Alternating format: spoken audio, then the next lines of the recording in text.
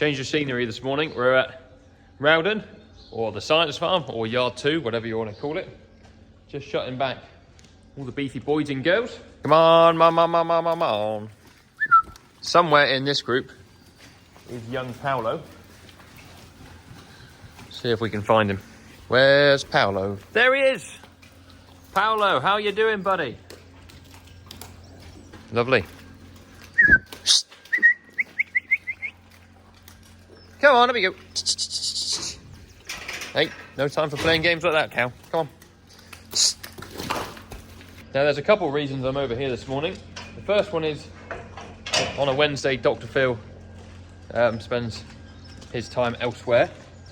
So someone's got to cover him. And Joe, young Joe, is still at college on a Wednesday. So that leaves either me or Bowman to come over here. I'm going to have to sort this out, look. All that muck is in the way of me shutting that door back. So I think we'll move that muck first. So that leaves me or Bowman to come over here. Bowman is back at the other farm at home, just sorting that out this morning. And at 9 o'clock, so it's currently 8 o'clock, the vet is coming to do the semen testing for our 4 bulls, which are here. The bulls that should be living in that shed up there, but are still not in there. They're currently 2 in here and 2 in that shed down there. So I think John's going to come over at 9 o'clock when the vet comes to give us a hand. He's just going to get things sorted out at home first. So we're doing that. And then once we're finished here with the bulls, we're going back home with the vet and we're going to rescan all of the cows that haven't calved yet, because we've still got cows bulling in that shed, which is just not right. There goes a McCormick. Yeah, so we got cows bulling still. We got calves that have not been doing as well since they've been born. Possibly got a bit of crypto in the shed, so we're gonna have the vet out, rescan everything, and then we know exactly what's in calf and what's not, and then go from there in terms of what's happening with the calves. But first, these guys are going to get semen tested. Cannot tell you the difference it makes in these sheds having a dry atmosphere, not raining. I know it looks shiny still, and it is damp, but when it rains, this is just absolutely hanging in here. Makes all the bedding wet, it makes all the feed go wet and damp and horrible, and makes the air feel close. Horrible. Here's 2 of the big lads that are going to get tested this morning. There's Walter and Vander. You excited, cow? Nah. To be honest, knowing how the test is carried out, I wouldn't be too excited either. We're in a Reb machine this morning.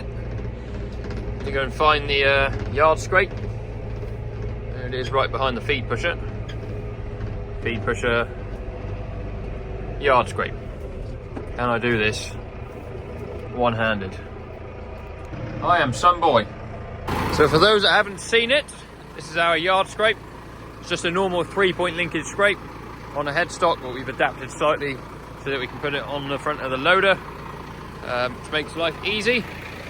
But just push all that muck out the way of that big steel door, so we'll be able to shut this round now. But yeah, that's the result of all the rain we've had. Look, water everywhere, complete slop. Gonna try and dam it up a bit with that solid stuff. See if we can tidy it all up here a bit.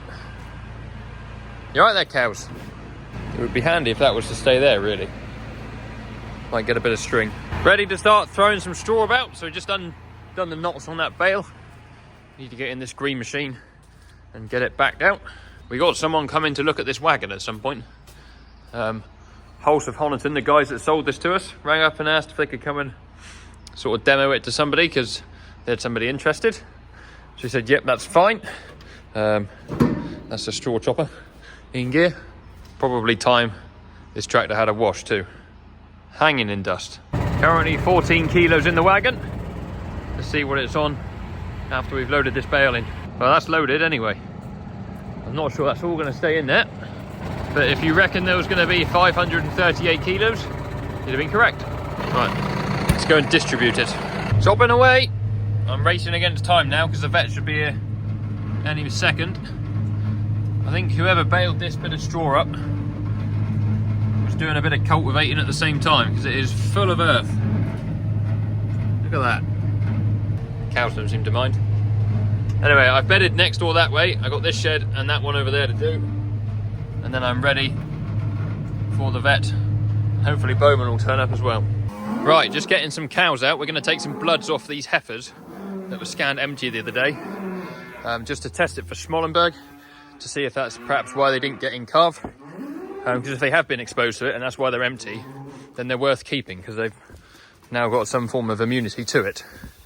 The cow's not so much, but this one here has not been scanned empty. We just assume she is, so we're going to get her out and have a look anyway. Knock out. Just brought down everything that's left the cab at the top shed, scanned all those, and there was another heifer in there empty, so it was worth doing, but the rest of them are all in calf, which means our nice white friendly one's in calf as well, which is good.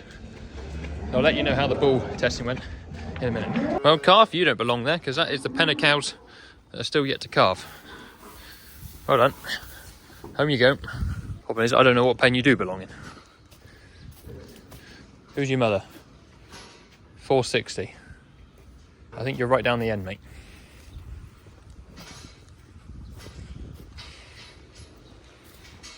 There's Mum. You're supposed to look after your calf a bit better than that, cow.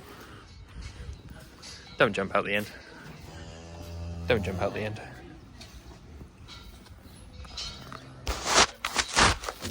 Go on.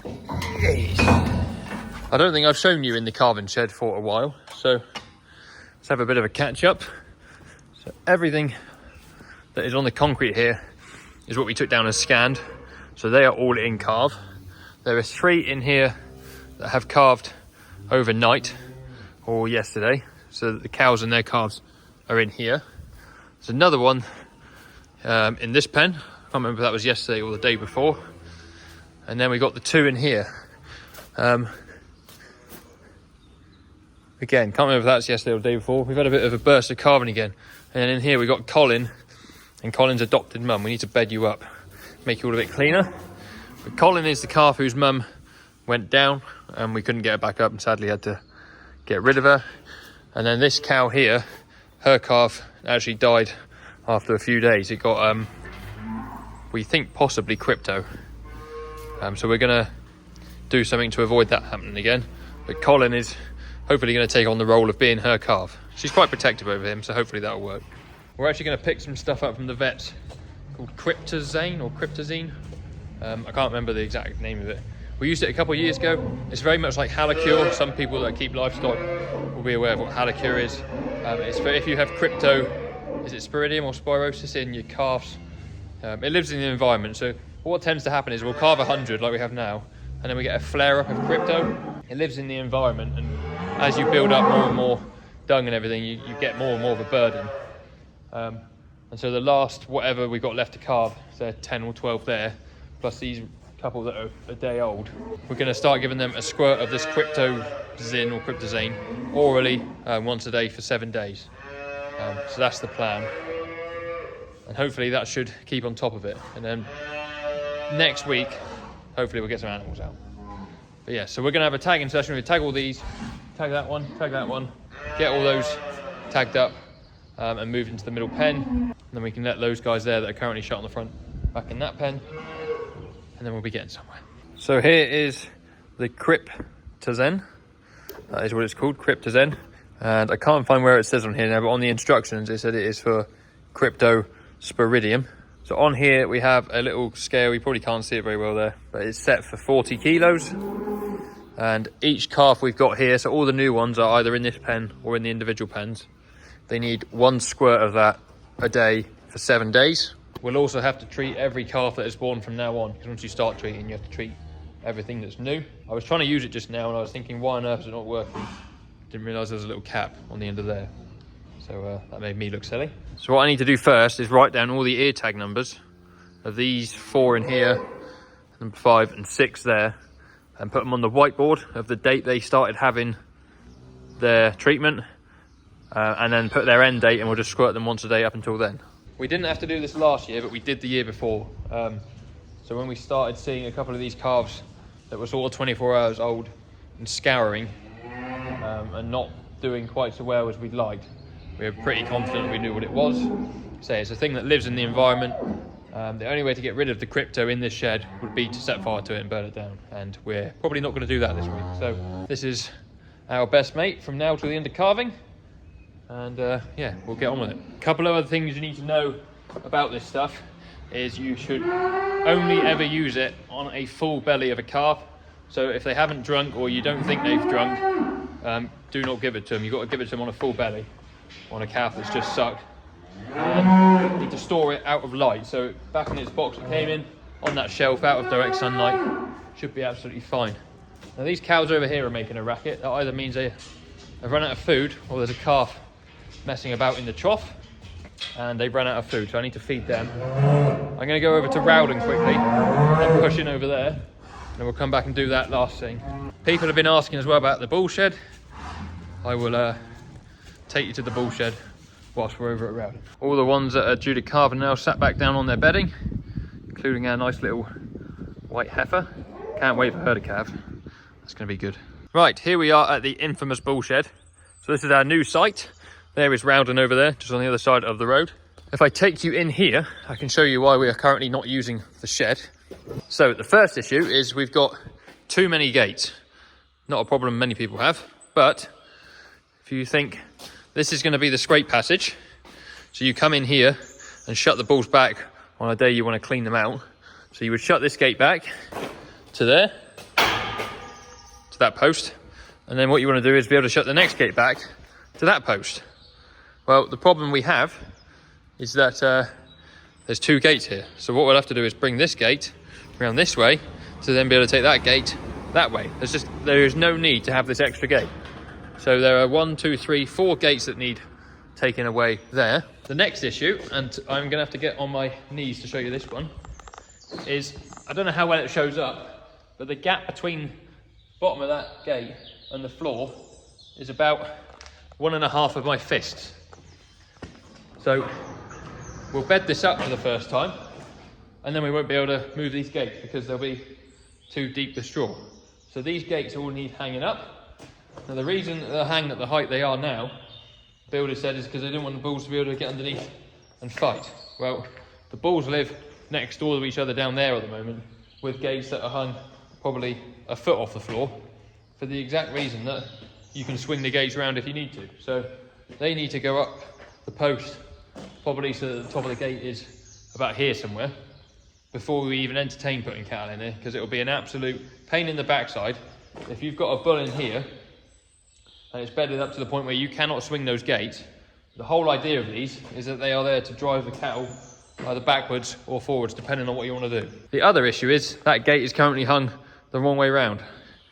If you think, if you were coming in here, say that gate is shut back, say you want to get this end bull out the race, out the back, and he's not playing ball and you need to drive him out, you would first come in this door and shut him back using this gate.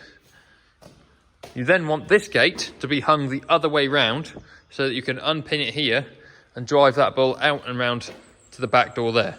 Now, all of those things were mentioned before any of this was hung, but for whatever reason, it fell on deaf ears. So that is where we are with the shed. The other reason this is currently not being used is because the drainage, which is out here, has not currently been signed off. And that's not been done because it has been so wet. So we're still waiting. We're not actually allowed to use the shed because the Environment Agency have not signed off the drainage plan. And you do not want to end up on the bad side of those guys. So what we've currently got is a very expensive shed with some very nice new concrete. And all the gates hung the wrong way, on the wrong height and everything we can't use. Fantastic. I've just come over to push the food in for the cattle over here tonight. Now, I never actually told you how the bull semen testing went earlier. All the bulls are absolutely fine. So we've got 4 bulls here on site. 2 of them are in this shed, 2 of them are in that shed down there. The 2 older ones, they tested all right. The first 2 samples we took were a bit iffy. I believe the vets called them a rusty load. And after that, absolutely fine. And then the 2 younger bulls, the first 2 samples they produced were absolutely spot on as well. Really good motility, volume absolutely fine. No, what do they call it? Like if the sperm are disfigured in any way. Anyway, it was absolutely fine for all of those things. So they're back in the shed. The way they take the samples, I didn't film it. 1, because not everyone likes being on a camera. And 2, it made me wince a bit watching it.